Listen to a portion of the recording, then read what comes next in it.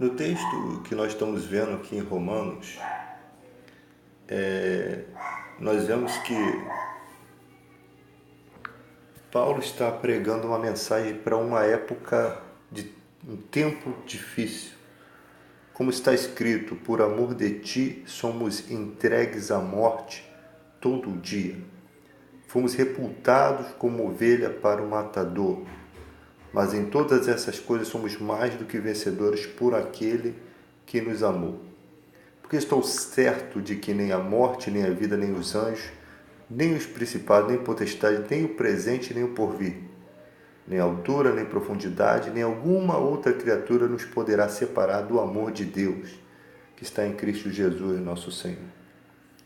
Ele começa dizendo que Deus não poupou nem o seu próprio Filho, antes o entregou por todos nós. Então, como nos não dará também com ele todas as coisas?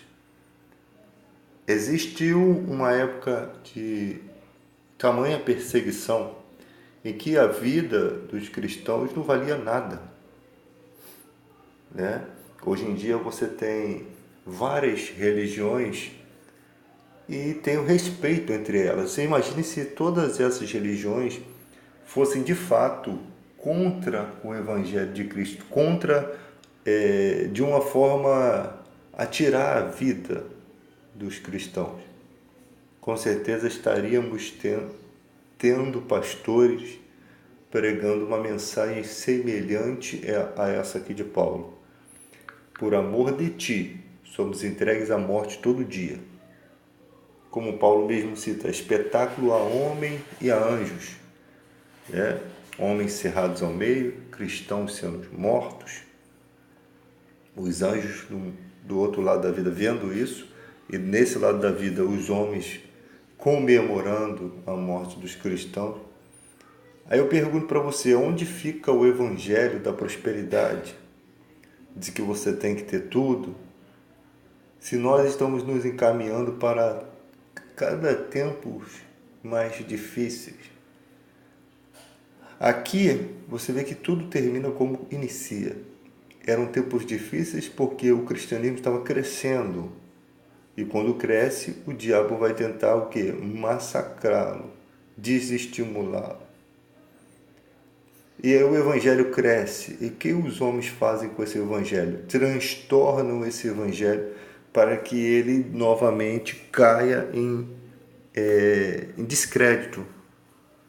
E quando ele cai em descrédito, o diabo tenta novamente destruir o evangelho.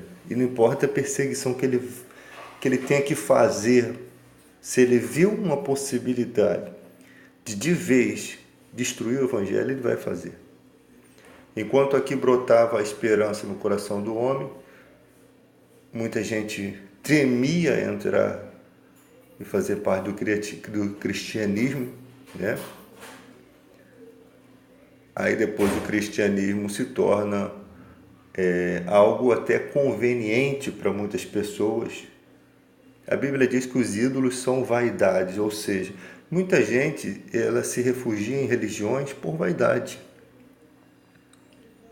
Ela tem aquela religião por vaidade, porque ela pode tirar algum proveito ali. O evangelho proposto por Paulo, o único proveito que você poderia tirar era na vida eterna. Aqui não havia, nessa época, proveito nenhum para que se tornava cristão. Se tornar cristão aqui significava ser, por amor de Cristo, entregue à morte todo dia. Então hoje em dia a gente vê essa palhaçada, eu fui crente, por que eu deixei de ser crente? O que eu vi na igreja que me fez parar de ser cristão? Eu voltei para a ciência. Você vê toda essa bobeira? Podemos chamar os tempos de hoje de crente Nutella, né? Como diz aí o mundo. Muito sensíveis, não pode falar nada. Não pode falar que a roupa não está testemunhando que ele é cristão. Não pode falar que o piercing, que a tatuagem não testemunha que ele é cristão. Não estou falando de pessoas que já têm tatuagem. Eu estou falando de pessoas que querem estar na igreja, mas querem continuar vivendo no mundo. Ah, mas o que importa para Deus é o meu coração. Isso não é verdade. O testemunho também é importante. Testemunhar a Cristo com a sua vida também é importante, não é só o coração, né? Paulo ensina muito sobre isso. O testemunho de vida é muito importante. A verdade que você carrega é muito importante. A preocupação com os mais fracos na fé é muito importante. Então, esse papo de o coração é sempre o homem tentando de alguma forma manter a sua vontade acima da vontade de Deus. Isso é fato. O cristão, ele tem que estar disposto a pular no barco quando ele vê que aquele barco já não tem Deus ali. O que nos espera é simplesmente isso. Você vê ali um grande pregador. E ali o cara está pregando muito bem. E a vida toda ele passou pregando. Daqui a pouco ele começa a dizer que ele é Cristo. Você vai ter que pular do barco. Já não importa mais o que ele pregou. Ele está entrando numa área, numa zona que não tem nada a ver com o Evangelho. Foi por isso que Paulo disse, se ainda eu, ou até um anjo, pregar um evangelho diferente do que já foi anunciado, considere maldito. Considere anátema. Tem gente que acha que o pastor lá, ele está pregando, ele vai dar conta disso a Deus. Paulo não ensinava isso. Ele ensina, os impuros na fé são esses, avarentos, mentirosos, trapaceiros, que se dizem cristãos, mas fazem tudo isso. Esses são os impuros da fé que eu vos aconselho que nem sequer compartilhem uma refeição. Compartilhar uma refeição na época do povo judaico era aceitar aquela pessoa no meio da fé deles. Quando Paulo viu que Pedro estava fazendo isso, né? Enquanto estava no meio das pessoas que eram incircuncisas, Paulo comia, conversava, bebia. Quando chegou o pessoal da circuncisão, ele dissimulou e junto com ele os demais irmãos que deveriam ter repreendido se de fato fossem sinceros, mas talvez temeram a posição de Pedro, porque Pedro andou com Jesus e tudo isso, tudo mais. E Paulo viu que ele se tornou repreensível e lhe repreendeu. Como você, sendo judeu, vive como gentio e quer ensinar os gentios a viver como judeu? Ali tem muita coisa que Paulo está tratando.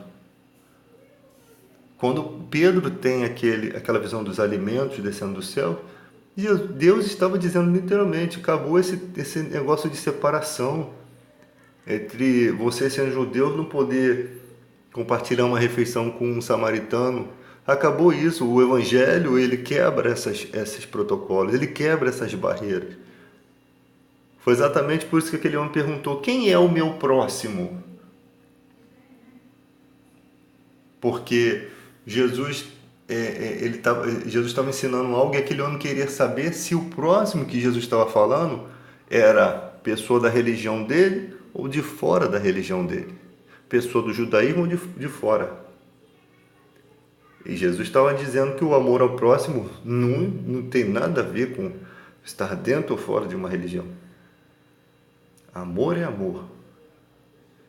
Então ele usa a parábola do bom samaritano para mostrar a falta de amor de pessoas que estão na igreja com o amor que há entre pessoas que nem sequer têm uma religião, para vergonha dos religiosos.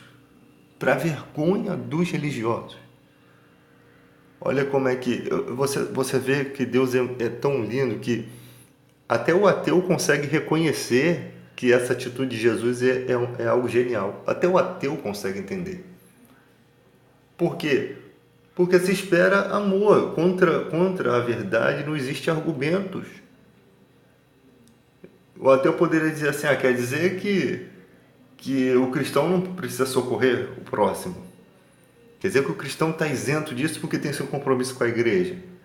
Jesus mostrou a atitude errada da igreja, das pessoas da igreja que não socorrem, que fecham o seu coração, que estão mais preocupadas em... Porque você tem que entender que existem coisas que o ser humano vai preenchendo com satisfação de coração. Eu fui para minha igreja, estou renovado. E o dia a dia todo o cara fica vivendo a vida toda errada. Aí quando chega na hora do culto, o fato de Deus o encher da presença dele é sinal de que Deus está mostrando, esse aqui é o caminho certo, meu filho. Está ensinando com paciência. Esse aqui é o caminho certo. Você volta para cá. Mas isso não significa que ele quer que você fique aí, sempre fazendo essa volta na vida. Porque senão você vai ficar igual o povo de Israel, circulando no deserto, circulando. Deus ele vai te alimentar, ele vai fazer água, vai trazer momentos de felicidade. Mas você vai ficar sem entender o motivo. Quando você entende o que é fé, quando você entende o motivo, que não é porque você é cristão que você não vai passar por adversidade, não é porque você porque você é cristão que não vai haver doenças, que não vai haver lutas, que não vai haver... Não, pelo contrário, quando você entender que não importa as lutas, porque aqui, nesse evangelho aqui, em Romanos, aqui está nas máximas. Não era nenhuma doença que te matava, era um homem que vinha e enfiava uma espada em você, simplesmente por você ser cristão. Aqui estão as máximas, os máximos desafios do evangelho. E você não quer lidar nem com uma doença temporária, um problema temporário, uma situação de desemprego. Você já joga tudo para o alto. E o evangelho de Cristo, não. A fé, ela é independente das circunstâncias. Ela é alicerçada na rocha, vem tempestades, vem tudo, mas fica firme, porque o teu tesouro é Cristo. Onde estiver o teu tesouro, ele estará no seu coração. Aquele que te sustenta é Ele. As demais coisas já não importam. Tem gente que se o marido chegar e falar assim, você está muito feia, a pessoa entra naquele mundo de depressão e fica naquilo como se aquela palavra fosse a coisa mais importante da vida. Não importa quem você é. Não importa. Cristo é mais importante. Tem gente que quer ter uma beleza, olha a beleza do outro. Eu queria ser aquela pessoa. Eu queria ter aquela beleza. Eu posso dizer até que aquela pessoa pode ser boa pessoa. Ela além de ser bonita, às vezes é uma pessoa realmente de fé, às vezes é uma pessoa que tem um talento, às vezes não precisa ser uma pessoa bonita que não tem talento nenhum, como as pessoas usam essa desculpa, que não tem humildade nenhuma. Não existem pessoas bonitas que têm humildade, mas eu não quero ser elas.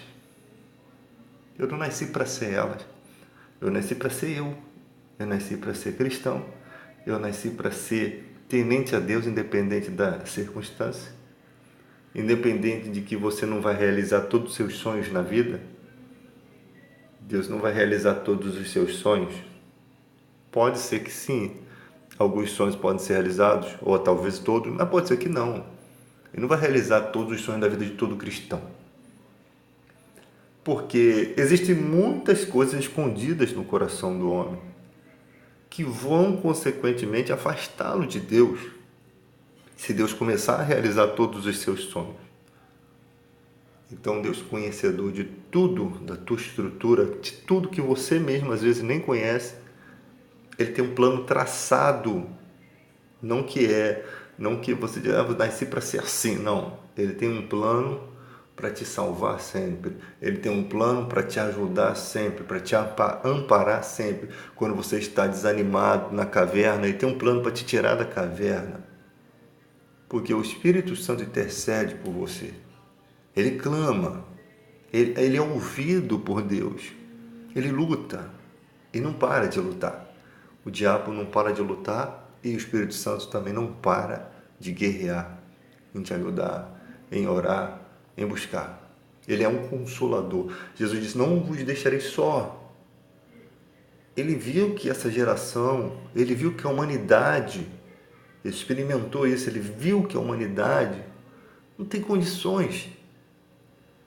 Você imagina, se tem o Espírito Santo guerreando por nós, lutando, olha como é que vive a maioria dos cristãos derrotados. Você imagina sem o Espírito Santo?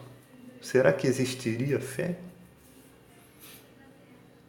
Não vos deixarei órfão, não vos deixarei sem um consolador, não vos deixarei sem um intercessor, não vos deixarei sem um fortalecedor, não vos deixarei sem alguém que nutre você, sem alguém que gera o arrependimento. Você imagina se Jesus não nos amasse a ponto de entender isso? Então, que tipo de pessoa convém que sejamos? A gente aceita muita coisa. Nós estamos na era da informação e é uma era que não se pode aceitar mais certas coisas. Você tem ali o cara que vai assumir a presidência do seu país, o cara que vai assumir uma área no poder, e você sabe que aquela pessoa precisa respeitar o povo, precisa respeitar as leis, precisa respeitar a verdade.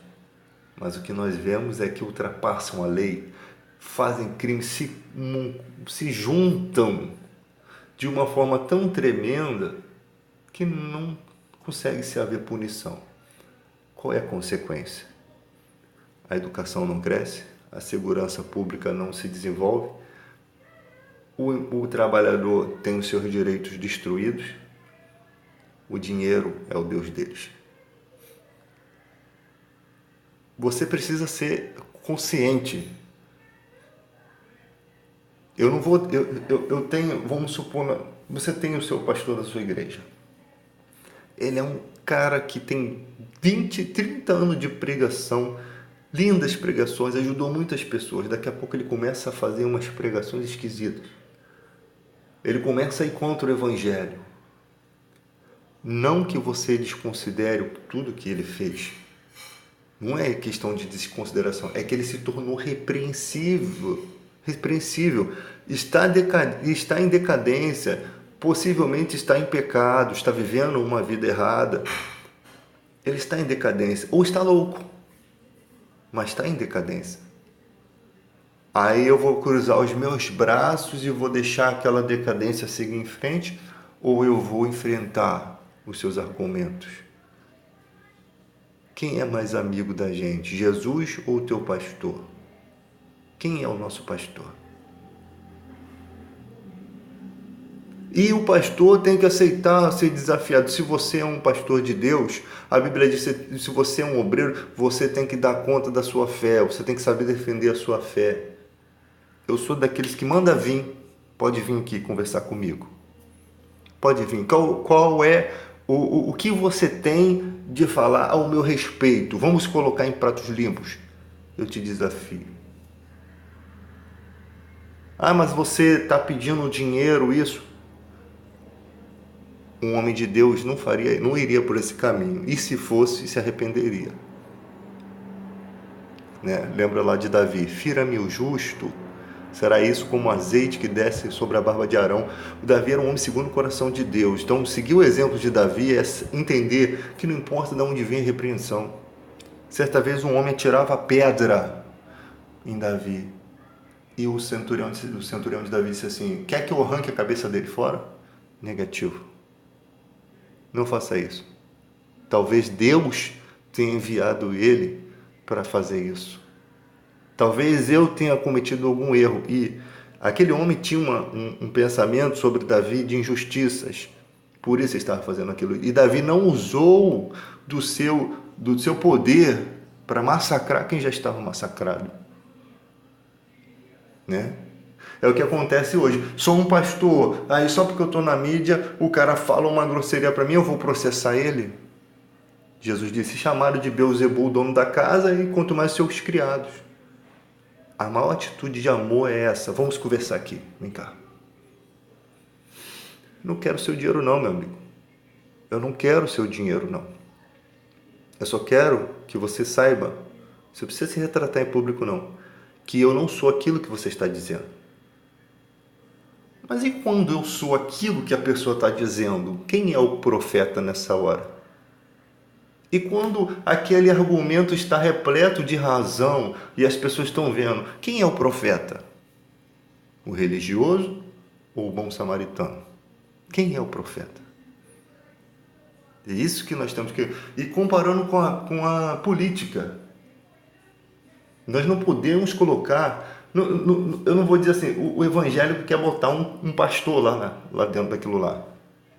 E nós vemos uma vergonha estampada, um monte de pastores envolvidos em corrupção. Quando chegam lá, eles tomam um cafezinho na casa do político, aí conhece os netos, aí conhece a família e depois fica cheio de zelo. Ah, eu não posso fazer isso porque a família dele é uma família tão boa. Sinceramente, eu sou mais amigo de Jesus do que desses homens. Aperta a minha mão. Ah, meu amigo, fui na tua casa, tomei um café. Não é por isso que vai ser aliviado, não. O homem de Deus, ele respeita, mas olha, não pense em você porque eu conheço a tua família, que você vai entrar e vai moldar o meu caráter, não. Conheço a tua família, te respeito porque eu acho que você é isso. É uma pessoa de respeito. Se vacilou, pague seu vacilo aí. A única coisa que eu posso fazer, eu posso até te ajudar. Posso até pagar um advogado, que eu quero ver sua mudança. Mas se eu ver que o cara está na pilantragem, o que eu posso fazer por ele? A não ser negá-lo, bani-lo. Não vai deixar de ser meu amigo porque está caído, mas tem que querer mudar. Tem que haver um desejo. Aí o cara se levanta e faz a mesma coisa. Não que você vai renegar seus amigos, não é isso. Você sabe muito bem como é que funciona a vida. Você tem um amigo hoje que ele comete um crime. Ele não vai deixar de ser seu amigo. Você não vai deixar de visitá-lo na cadeia. O que acontece é que você não pode, na hora de votar lá, fazer votações, porque o amigo, esse é teu amigo, que é amigo de não sei quem, que é amigo de não sei quem outro, e você vai nesse esquema. Então, que nós precisamos ser amigos da verdade. Não importa quem está no poder, desde que ele respeite as leis, desde que ele não busque os seus próprios interesses na lei, desde que ele pense no povo, porque ele está ali para fazer o que ele é obrigado. Não é bom, não é mérito nenhum fazer o correto quando você está ali para fazer aquilo. Mas ainda assim é honrado aquele que honra o seu mandato, se torna honrado. Ah, mas foi Deus que levantou ele para estar ali. Opa, então você quer me dizer que Hitler também foi Deus que quis que Hitler estivesse lá. Não confunda a vontade real com vontade permissiva de Deus. A vontade permissiva de Deus deixou o rei Saul reinar antes de Davi, porque o rei Saul foi escolhido pelo mundo, pelos homens. Mas a vontade real de Deus era Davi. E se você comparar os dois reinados, você vai ver. O Saul tinha muitos atributos, mas não era um homem fiel a Deus. Fidelidade, você pode ter um homem lá na política que não seja cristão, mas ele é fiel à verdade. Ele é fiel, por quê? Porque ele tem os atributos. Você vê na história do povo judeu ali, a lista de Schindler, filme conhecido. O Schindler, ele não conhecia Deus, ele queria se aproveitar da oportunidade de fazer talheres e pratos com a mão de obra barata da guerra dos judeus que estavam sendo massacrados ali. Mas Deus mudou o coração dele na história e ele acabou sendo um abençoador. Então, às vezes, a pessoa está num lugar, sim, todo errado, Deus pode mudar. E eu vou te falar uma coisa, se você tem um presidente hoje aí que é corrupto, que se ele mudar, vai ser difícil mudar, porque tem toda uma corja corrupta. Mas se ele for corajoso e mudar, não vai ter ninguém que vai dizer que esse cara está errado. Se está todo mundo dizendo que está errado, é porque tem alguma coisa errada sim. Porque não tem como você argumentar contra a verdade. É igual a igreja. Você tem lá o Bispo Macedo, você tem esses caras aí fazendo o que quer com o evangelho. Não tem como você argumentar contra a verdade, se eles estivessem pregando a verdade. Mas quando eles não pregam a verdade, eles se tornam repreensíveis. Ou a gente vai aceitar o evangelho de qualquer maneira, ou a gente vai brigar por ele. Tem gente que fala, você não tem nada a ver. Tenho sim, porque eu fui chamado para defender o evangelho, assim como todo cristão. Ele foi chamado por Deus. Ninguém se mete nesse caminho. Ele foi chamado para defender o evangelho. Vai pregar outra religião, filho. Porque se você for pregar outra religião, ninguém vai ligar para você. Mas se você pegar o evangelho e tentar fazer o que você quiser dele, vai ter os defensores. Porque as pessoas estão achando assim, a tua igreja, a tua fé é diferente da minha. Não, há uma só fé, um só espírito. Eles têm que ter concordância. É só um espírito entre a igreja. Ou há concordância ou há mentira aí. Falais todos a mesma coisa, foi o que Paulo disse. Havia conflitos, então, entre numa sintonia, porque o Espírito Santo é um só, alguém está errado. Existe alguém errado aí, existe uma massa errada aí. O Espírito Santo é um só.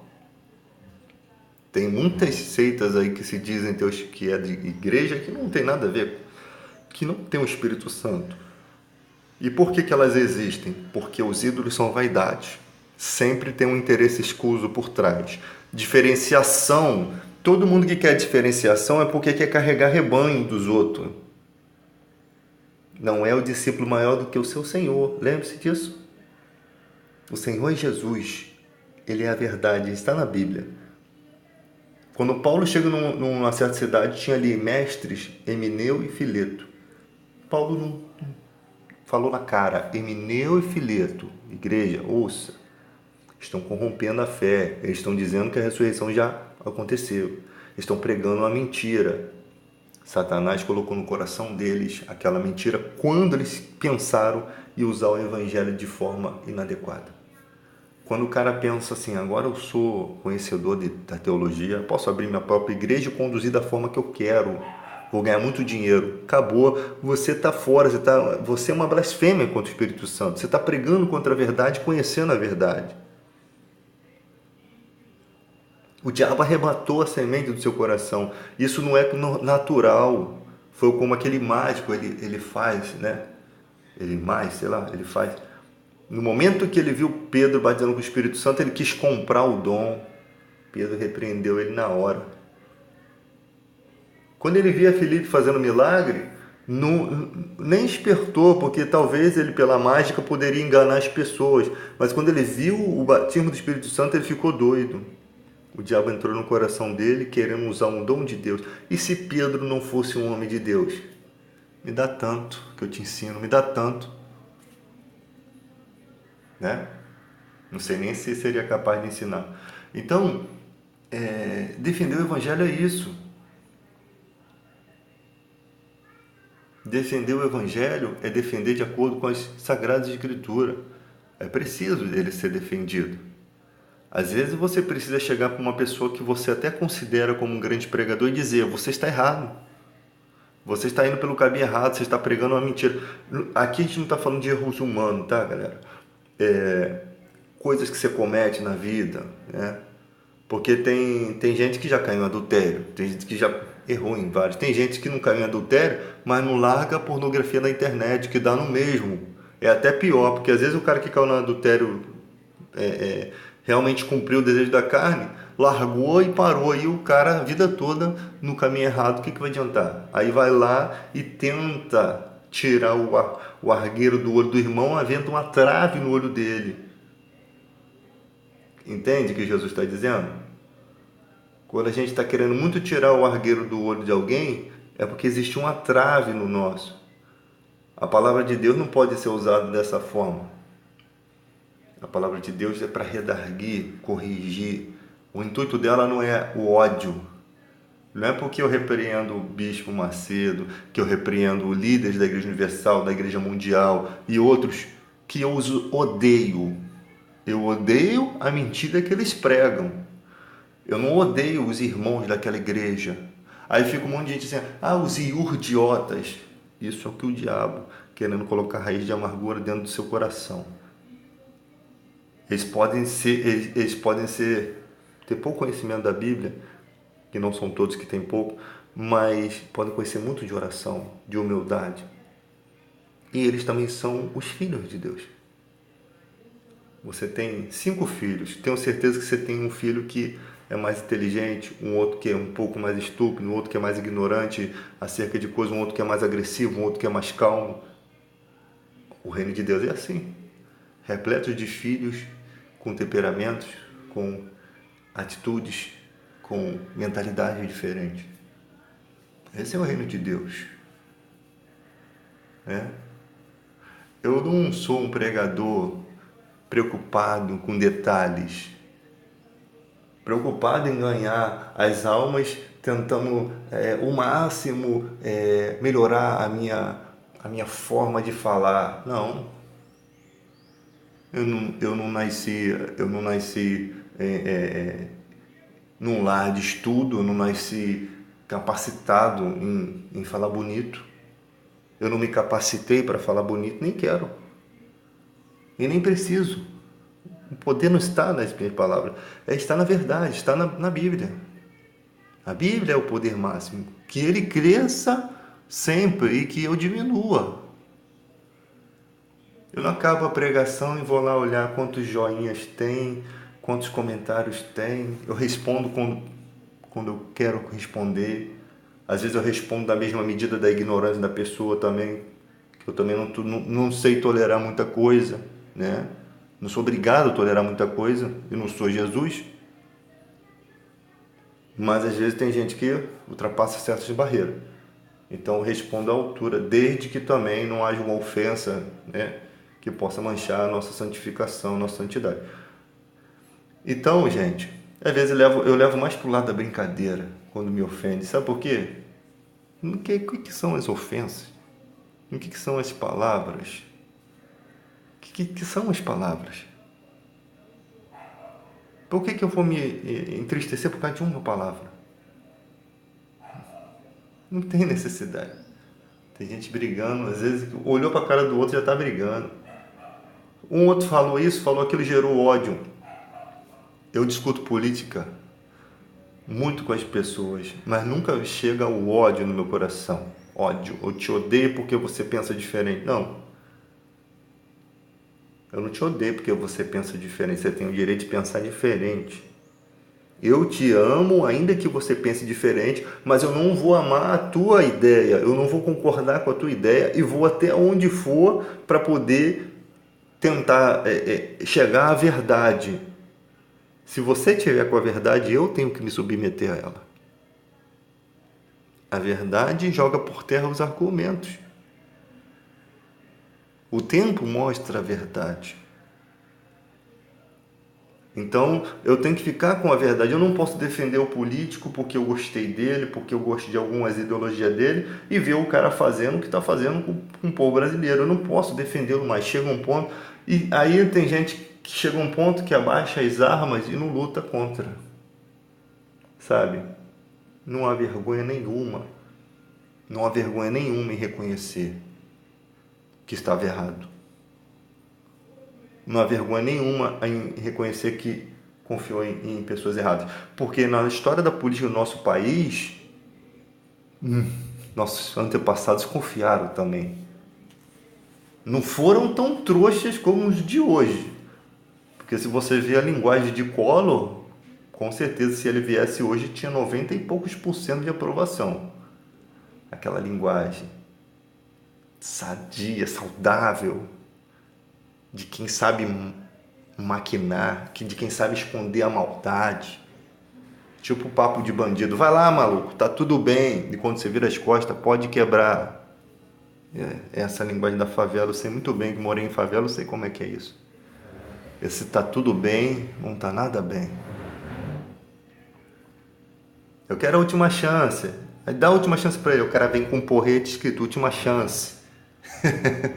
Dá a última chance pra ele, já que ele quer tanto. Não é assim que é a linguagem?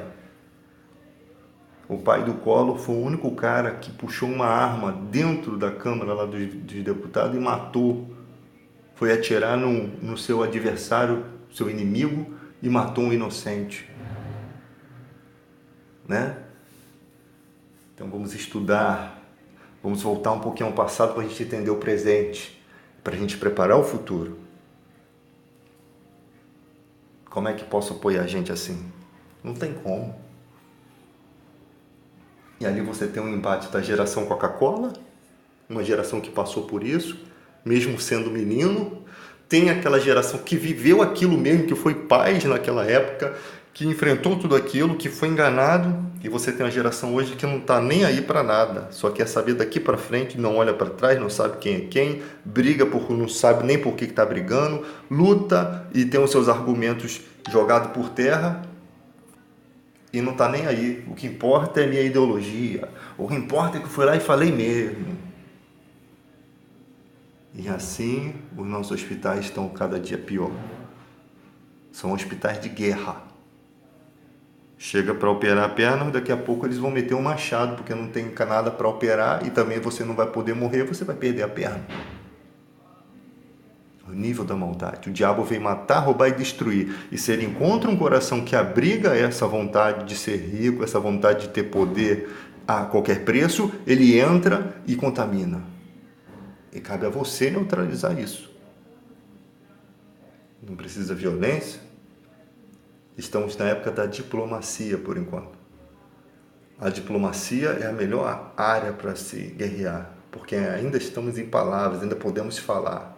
Depois vem a sufocação, a época que não se fala mais nada. E depois chega a injustiça, a época da dor e do sofrimento, aonde surgem as guerras verdadeiras. Aí depois fica aquela história, você era comunista, você era da ditadura e você não sabe quem é que está com a razão, e na verdade o povo lá atrás não brigou e deixou chegar tudo isso.